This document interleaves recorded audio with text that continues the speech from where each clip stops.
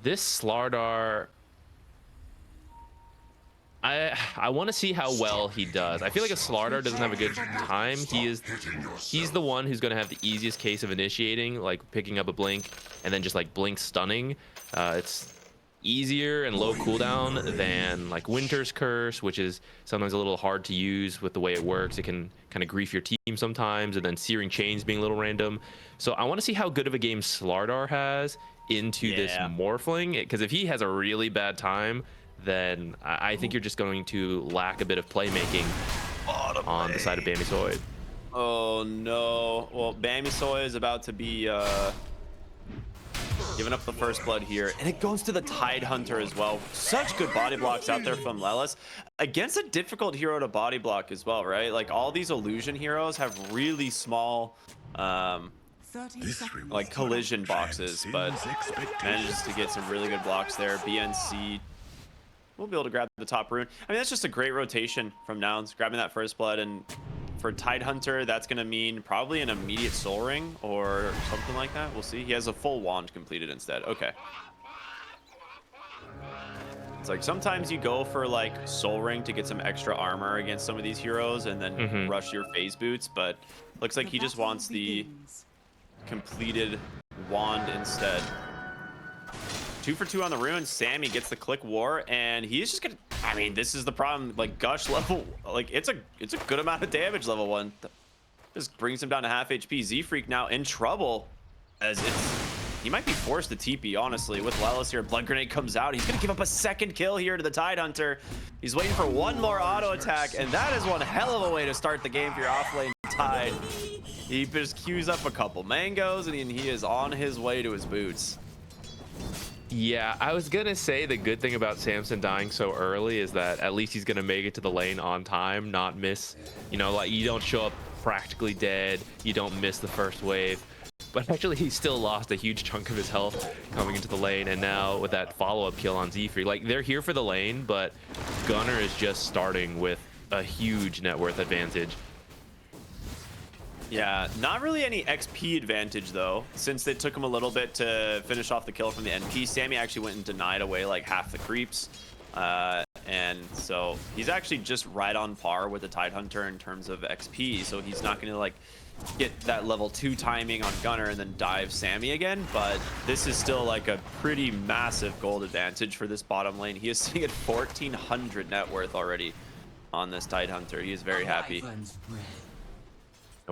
A nice thing for Terrorblade though that you mentioned earlier is like, yeah, you don't care as much about the lane because you can jungle so quickly, and now that Meteor Hammer is very unpopular, I'd be pretty surprised to see Gunnar get it. It can take a while to take the tower even after Terrorblade abandons his lane to go jungle, so at least it's not, you know, you're getting totally destroyed in the lane and you just have no game. Yeah, that's like definitely the old Tidehunter effect, right? It's like you leave your lane because you're against a Tidehunter, and he takes your tower at like 8 minutes, 7-8 minutes because he has a Meteor Hammer. Now, like Meteor Hammer, like basically kills a tower in 3 hits, like tier 1s, which is pretty cool. But it's also like what 1,600 gold more expensive, so no one ever buys it. There's literally 0 heroes in Dota that want to actually buy Meteor Hammer now, which is really sad. I love the item. But yeah, one thing we've been seeing a lot is Tidehunter's just going for an early Vlad's. Like this aura item has just looked really good on him. It gives him everything he wants, right? Like mana regen, you get the bonus lifesteal from Anchor Smash, he gets a little bit of armor, and it's cheap. It's a super value item. Yeah, Vlad's and Mage Slayer. We see Tidehunters just being able to make great use of those 2 early game items.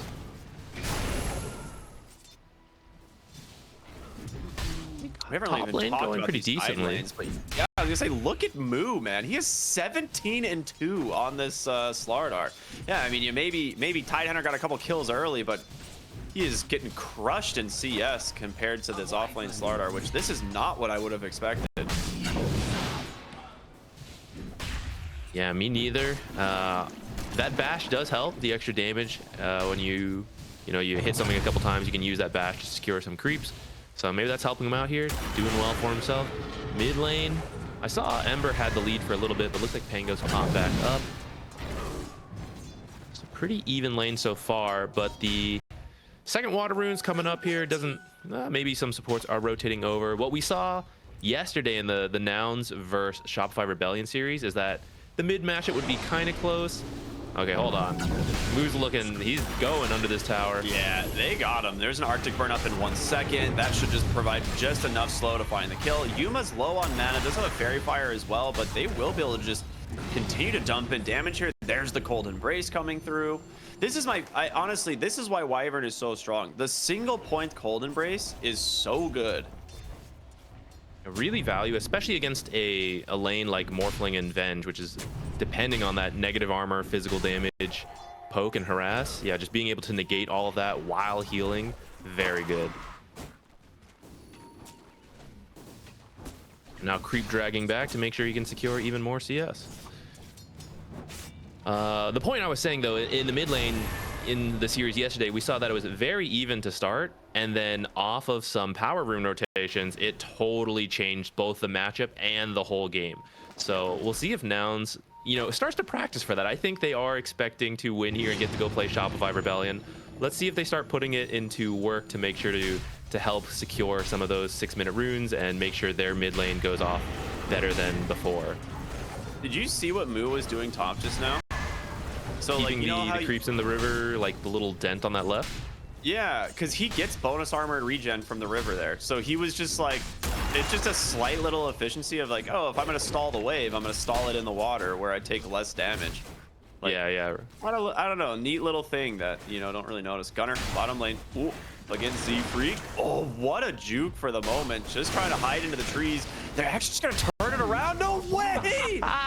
Dude! Anchor smash and crack and shell, dude.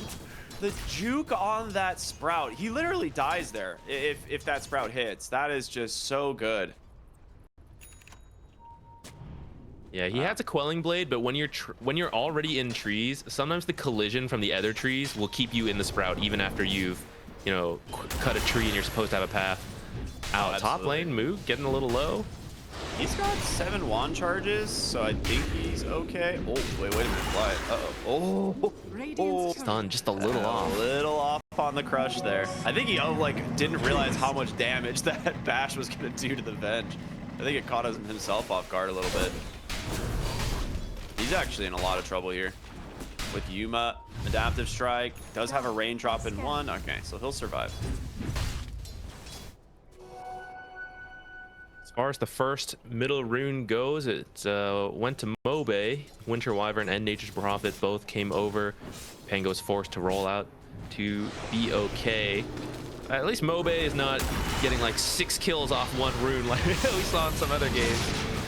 Oh, the Cold Embrace top again, just saving this Slardar for now, and they're gonna try and turn the damage around onto Yuma. He's almost out of mana, still just trying to morph through all of this damage, but it's just too much. And Stormstormer without the Rolling Thunder, he's lacking damage for sure. The chain bashes are there. Will he finish off the Slardar? He won't.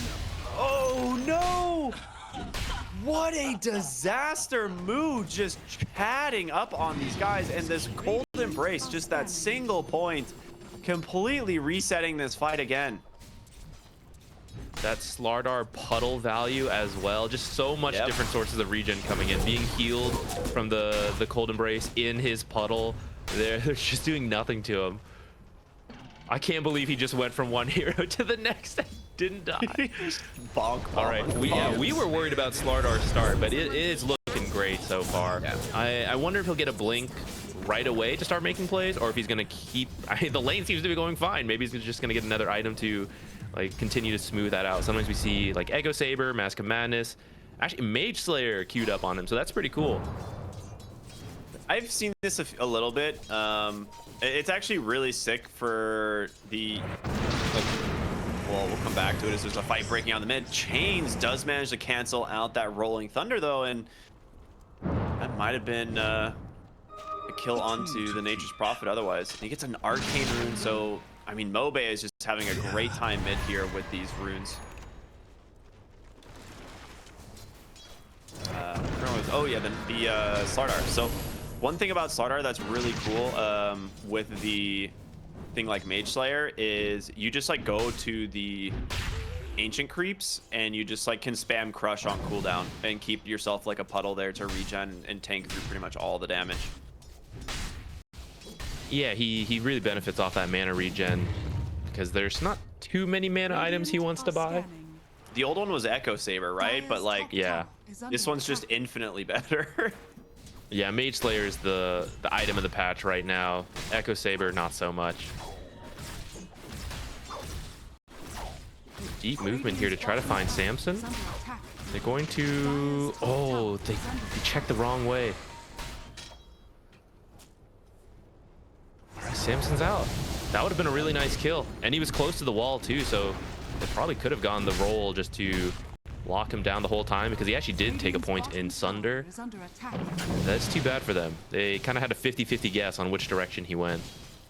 So that happens at the same time. There's like an aggressive move top to Yuma, right? And they push him off the lane completely. He almost died. Well, I guess he didn't almost die. It is a Morphling. Deceptively almost died. But he does have a mask of I always say Mask of Death just because that was the old name of this thing. The Morbid Mask. So he's gonna be fine, like recovering in the jungle, just kind of farming it up. Both safe lane towers should fall here relatively soon. They did bring a lot more heroes bottom to bring this one down, so nouns have already grabbed that. Moo will eventually grab this with the help of Z-Freak and some others, but we're gonna see a fight break out in mid as there's another rune here. A swap out from Fly. The Rolling Thunder, he's just playing ping pong in the river with himself, and Mobe's out. Dire's top tower has fallen. It's tough to get these kills on this Ember early until maybe like a Blink Dagger comes out, because there's so much time to react to Avenge Stun coming out, a Hoodwink, Bushwhack, the roll. Yeah. It's tough to get him. I mean, they were definitely trying elsewhere on these like side rotations. They're just coming in to get the mid rune, which at least they did steal away that Invis rune from the Ember. He had gotten the previous two. I kind of like this like casual Orb of Corrosion pickup on the Slardar. This is pretty sick, actually. Yeah, really good versus the Morphling.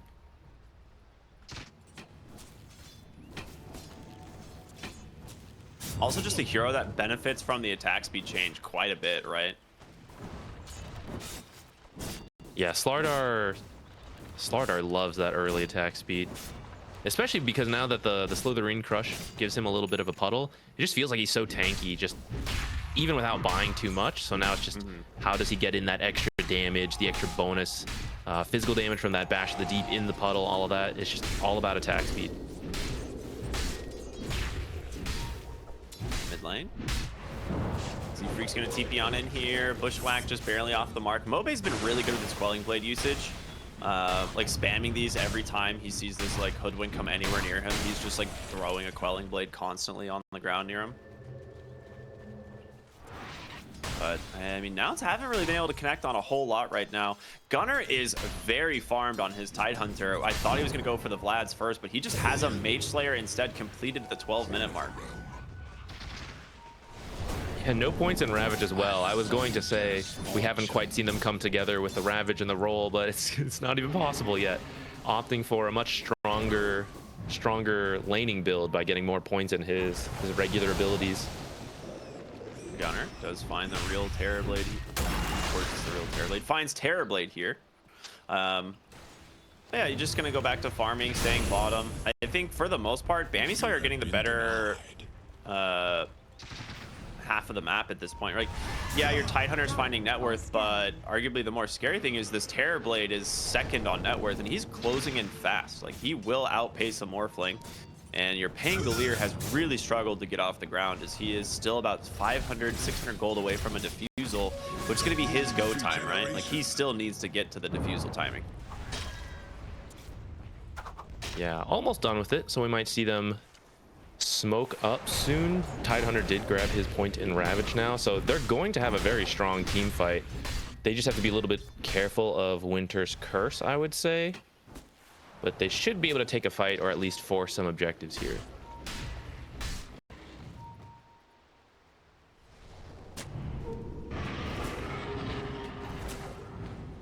Oh, okay. does at least get the counter D ward there. Otherwise, Lels gets a free D ward on the high ground. So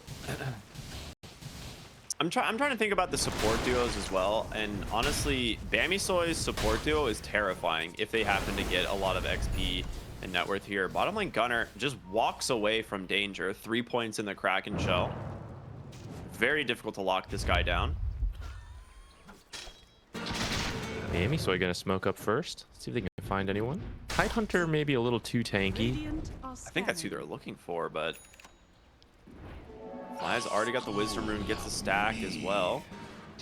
Stormer's Diffusal is completed, as well as the Mage Slayer on Moose. So everyone's kind of getting their first item done. The real question is which team is going to fight, or are we just going to be in for a low kill kind of farm fest for a while? Behind the tower, Mobe looking for Gunner. He is actually in a lot of trouble, but will just back away. A little bit afraid to go for a dive here, as obviously Terrorblade's meta has expired. Did force a rotation from Pango though, so we already see them moving away from there. Samson will farm away from this area, and Ember is going to start looking top instead, knowing that Pango can't rotate to help anyone up here. Nature's, of course, being able to join anywhere they find a target. But maybe with the vision they have, they decide it's not really quite worth it. It's just going to start working on the tower again. Okay, so I understand the Vlads now for Tidehunter, because your Morphling decided to go for the Vlads this game. Like, sometimes it's Falcon Blade, sometimes it's Vlads. We've seen this actually quite often on the Morphling, because you go for the casual Morbid mask anyway, and then upgrading to the Vlads is really not that expensive. It's, you know, it's a difference of 900 to 2200 gold, so the investment actually pays off a ton. So it ends up being like essentially a sacred relic by the time you hit level 20 for this hero. So yeah, you know, that stonks. Yeah, a lot of carries don't like to buy it early because percentage damage is great, but you're not that high level, don't have that much base stats, so the percentage isn't worth that much. But for Morphling, you know, being Morphling, he has a lot of those. We're gonna chase him down here. He already used Waveform. Nature's doesn't seem to want to commit to this, so maybe they're not. Okay, they're just putting the fear in him. Don't get too comfortable up here, Yuma. Don't step up too far. I'll bash you. I mean, Moo's becoming a massive problem. Like, a Slardar having this much net worth can be terrifying, because this hero scales unlike almost any other. Like, this hero gets to a point where he has like a Blink, an Aghanim Scepter, and a BKB. Eventually you can go for stuff like AC. He just doesn't die inside of his puddle. Like, he'll have like, you know, what, 45% status resistance, 40% status resistance, and he'll have like 65 armor or something, and it just becomes a massive problem. Yeah, I mean, we were even questioning, oh, is this going to be a Slardar carry? So that speaks to the scaling of this hero. Like, it's not the same as a usual carry, but it is very good. Dire's courier has been killed. Yeah, I like what he's done here. 4 points in the Guardian Sprint as well. Just, again, playing to the strengths of the river bonuses, but also it just gives you so much more mobility to get around the map, and if you find a hero, you can easily just chase them down. But he does not really want to fight until he finishes up his Ags, or his Blink Dagger, it looks like, and a little bit afraid currently of where the enemy team might be. They have a huge stack on this triangle hard camp that they really do not want to lose. Winter's Curse comes out onto the Pangolier. They've got the bash followed up. The swap out from Fly, but Mobe tries to chase him down, gets the roll up off, and he will survive. So great save there from this Vengeful Spirit. As a big rotation. Does not get what they want. Oh, wait a minute. Yuma bottom. Looks like he's out. Okay. Radiant's middle tower is under attack. All right. I thought they were going to take that tower for free. It felt pretty low, but that rotation does push him off. I think you're kind of okay with that as nouns, though, because that was everyone, and you only lost your position 5. Yeah. Or not quite everyone. Like, Samson's still farming, and then Nature's just, like, rotated around. But it was a lot of heroes coming top. I mean, that see if they can defend their own mid.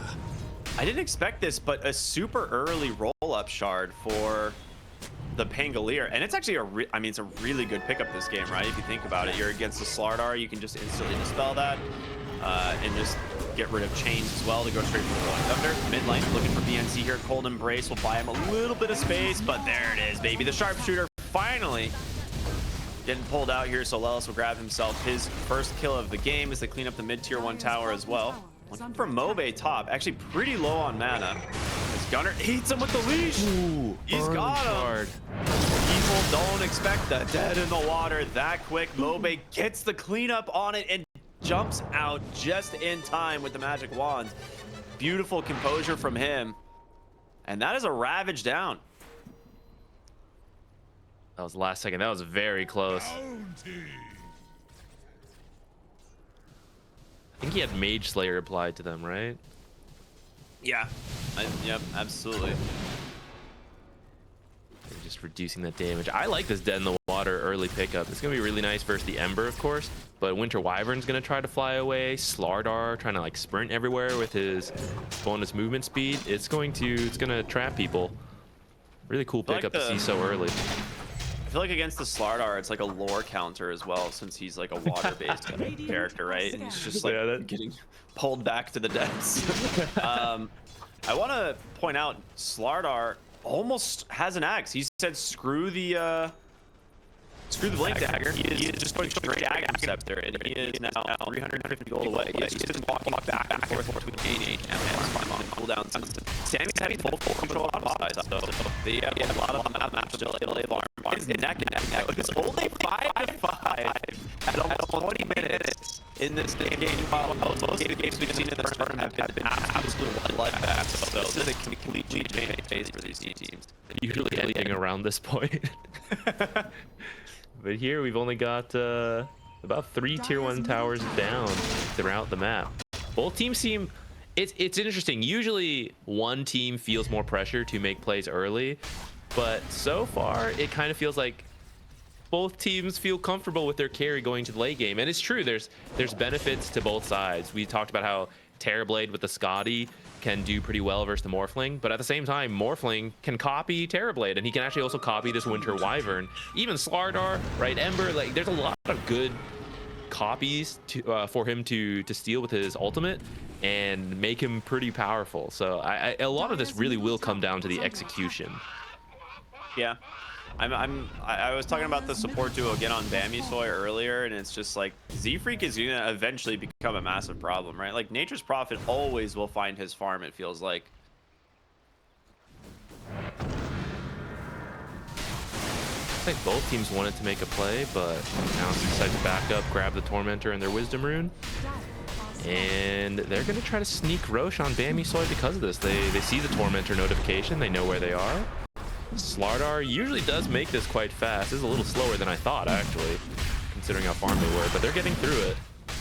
Yeah, they definitely, like, Roshan just feels so much tankier with the removal of Medallion, because that was one of those items that, like, you always had a Medallion so that you could take Roshan. That's true. There it is. Aegis actually goes into the Ember Spirit. Looks seemingly, my guess, Sammy will just be farming for the foreseeable future, but Nouns may want to actually take a fight here. Gunner does have that Blink Ravage available, but Slardar is just not an option to initiate, especially if he's inside the puddle now. It's just not going to happen. Still keeping an eye on it, seeing if they want to jump. It looks like there's going to be a clean disengage, though. They're trying to maintain a low kill score this game. Yeah, and we do not want to get more than, 20 kills by the end of the game. That would be ridiculous. This is NA Dota. We're here to farm. We don't fight. Okay, so I'm curious. We've seen a lot of Morphlings go different builds. Yuma is going for the very early Conda. So he's got the Manta and the Vlads, builds a Factory, and the Conda will be his next. The Manta will get him to safety. Fly will just get beat down here by the Terrorblade. No way out of that one. But Moo is chasing. He wants more. Nice bushwhack. Stormstormer here as well. They're gonna sit pretty fine for the moment. They will take the tier 1 tower. Do not want to fight into that Terrorblade, having that meta up. Also has a casual Diffusal himself, so eventually, obviously, you go for the Disperser, but the Diffusal at this point I actually really like. Yeah, it's quite good versus Morphling. Even Pango hates having his mana burned off. And Tidehunter as well. Like, he likes using these low cooldown anchor smashes to do a lot of damage while also reducing the enemy's damage. And if you only get one of those out before all your mana's burned off, then, you know, after a few seconds, all your damage comes back and you can just start pounding away at everyone.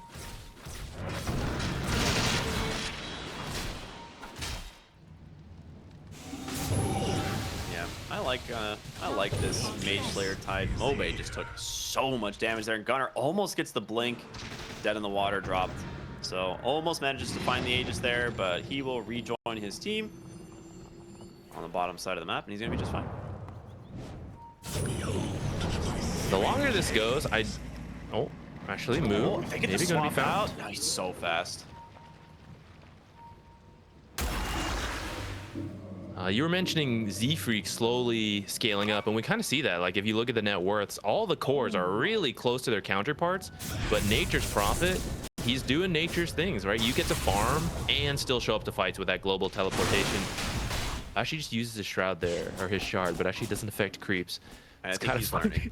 I think he was like, oh, okay, well, that clearly doesn't work. Thank you. Jot that one down. Take notes, class, in case you're wondering. It does not work on creeps. So, yeah, Z-Freak, when I talked about the fact that, yeah, he's going to start scaling, he was maybe like 300, 400 gold in front of the Vengeful Spirit. He's now almost 3,000 gold in front of the Vengeful Spirit. Top lane, they've caught the Morphling. The mana burn's coming through. Yuma is just dead. What a find by BNC. I mean, we saw this exact same scenario, this Winter's Curse mana burn scenario into a Morphling yesterday from nouns. Yeah, great use of Winter's Curse. Like, it's kind of funny because your teammates can't usually do damage during it, but still being able to burn off the mana is huge against some of these heroes that depend on that mobility. Ooh, Gunnar has Axe. I like this. It's a good Axe pickup. It's really good for finding heroes like Wyvern and Nature's Prophet if they're like hiding behind, right? Because you throw that gush and then you'll see it connect with them. Super annoying. There's 3 Mage Slayers on Bammysoy. It's all right. There's That 2 on is now. a little too good. That's when you know it's balanced. The fact that Pango doesn't have one is like shocking because it's like we could have actually had 6 Mage Slayers. It's not too late. He could always go back. It's never Nah, too he late. won't. He won't. He's getting the basher, which I like. It's almost a guaranteed bash every swashbuckle, which I think they could use a little bit more. Effectively instant stun on like a hero like Ember to make it easier to land the follow-up stuns from like Bushwhack and the Vengeful Spirit's Magic Missile. 5 seconds left on Aegis. Really nice breakout in the mid lane here. They do get the regen running here on this Ember Spirit, and because of that, very difficult to actually secure the kills. I mean, this we saw yesterday just how good regen is now. What are the percentages? Do we know when it, you know, when you're taking damage, what it drops to? Sorry, for which one? For the new regen runes, like when you take damage, it does like a reduced healing effect. Is it like down to 1% of like HP or something in mana, or I don't quite know. I think so. I can remember double seeing check. a 1 in the patch notes. That's about it. But either way, the fact that it just keeps rolling is very strong.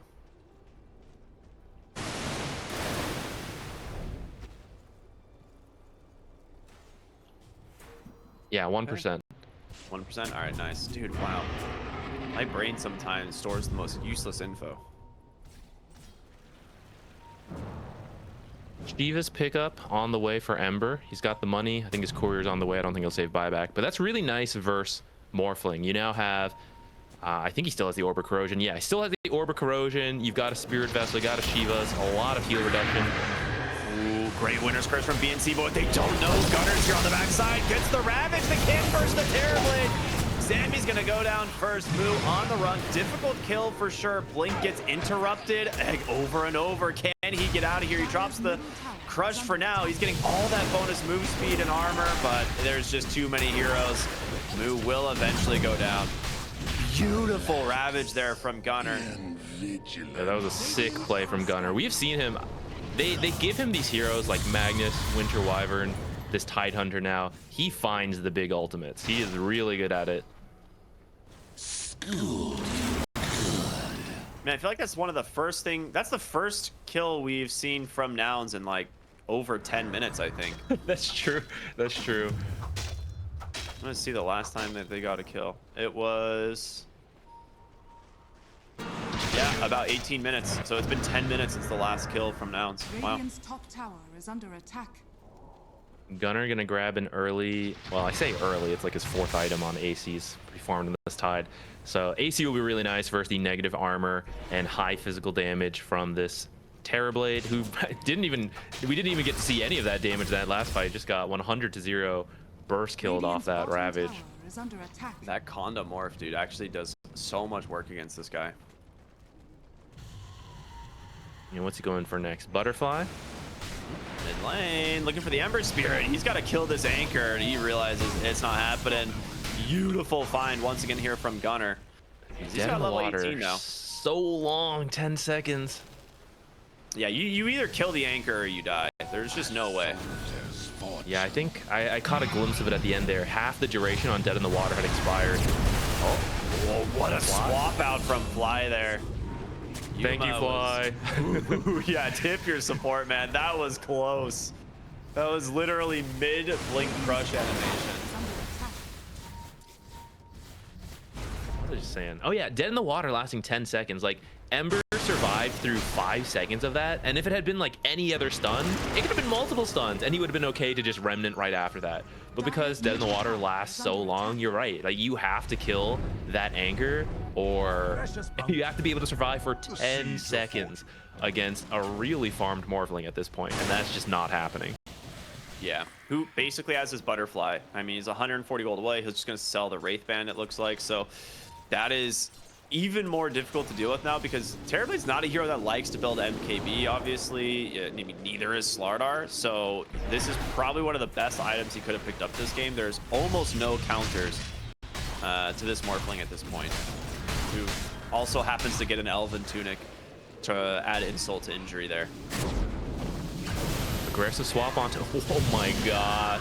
That was like 50% of his health disappeared on that Conda hit. Yep. That negative armor too. And the Solar Crest, which we don't get to see used aggressively anymore, but it's still a great item to throw onto the Morphling. Dead in the Water gonna find another kill here. Yeah, they've got the Wyvern. He cannot escape. No point in dropping the Winter's Curse there. They've repositioned really well, right? Pango just swashbuckles away and is like, I'm not giving it for free, no way. So at this point now, it's starting to like put the pressure on pretty heavily. Like, they feel like in complete control of the map. I love the itemizations here from Hoodwink. He had a Maelstrom queued up first to maybe go for the Gleipnir, but ends up buying the Atos first. And they will be able to grab themselves the second Rosh. They get the Roshan's banner to add to that. Dude, this wonder where it's gonna go. A massive problem.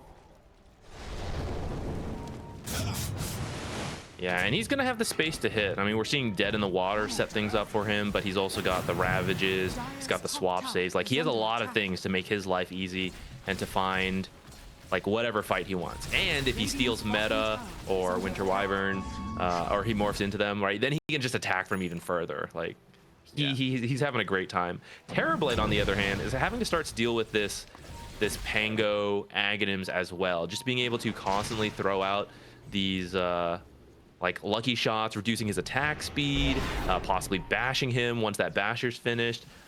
He's having a much harder time getting to just fight and attack. Radiant's middle tower is under attack. You know, I was worried about this Nature's Prophet, you know, picking up net worth and being scary, but it is not. It doesn't look like the rest of your team has kind of gotten much out of the map during these last like 10 minutes, basically. Like, Nature's Prophet, yeah, he got a lot of farm. He's super farmed compared to the supports, but you know, your Slardar definitely starting to struggle now. Doesn't go for something like a Midas, which we see a lot of times. Oh, he is going to get a free kill onto the Roshan's banner, so that is not lasting. That is a little bit rough, but high ground here on the other side. They find DNC, the Rolling Thunder, and the Sharpshooter will easily clean up the Wyvern, and that means no Winner's Curse. He does have a buyback if they want to hold this. Radiant structures. Dude, this is exactly what we're talking about. He like morphs into the Wyvern, and suddenly you have an Arctic Burning Morphling throwing like 2,000 range. Insane. It's insane. As a support, you're just dead across. Look at that. Insane range. It's crazy. Radiant's top barracks has fallen. Just TPing out. Wow. They actually don't cancel the TP. They still have 3 minutes on Aegis, too. They can just do it again. I mean, they saw the Morph leave. They want to go aggressive themselves here, but they're not going to make it in time. They end up just swapping aggressively the Slardar here, and he's just stuck next to the Tidehunter. He's got to try to do something, but he can't. Great Ravage catching 3 Mobe, forced to BKB. Morph is falling a little bit low here, but the Bushwhack from Lelis as well, getting the job done, and in comes Stormstormer. He's got to find a Sunder target, but he can't get it in time. Double kill for Yuma, looking for more to finish off Z-Freak, goes for the Sprout, but Gunner cleaves him down. Nice try. Nice attempt indeed, but a great win from Nouns. Fly surviving this through it all. Ends up being a 3 for 0. They force the buyback on the Slardar, and you don't even pop the Aegis. We see Samson has a BKB queued up, and I think he needs it. I don't know if it'll come online in time, but we see like the Ravages catching him, the Bushwhacks. He's just not being able. He's not able to attack like in these fights, and it sucks. Like even when he gets BKB, a lot of his illusions, which is a big part of his damage, will still be stunned up by all these AoE abilities coming out here. Nice little headband away. Dude, how long do you think until they add like just a passive 5 damage a second to Corrosive Haze? It's just one of those abilities that doesn't also have damage tied to it. I mean, I thought he was already good, and then they nerfed him. They should have kept the bash to the deep damage. Look at him hitting Gunner. It's like barely doing anything. What do you mean? He's actually taking 0 damage. Oh my goodness. They do manage to bring down the Morphling. Great swap out from Fly. You gotta be careful though. For second line, great Winner's Curse here, but where's the damage? Yuma, he's got his eyes set on the Terrorblade, and he's got him. Now looking for more here. He gets the Arctic Burn off. Boo trying to hold his ground. Cold and Phrase alive, a little bit of space for Bushwhack to finish it off. Z-Freak on the far bottom will get the TP on home, and it just seems like it might be too little too late.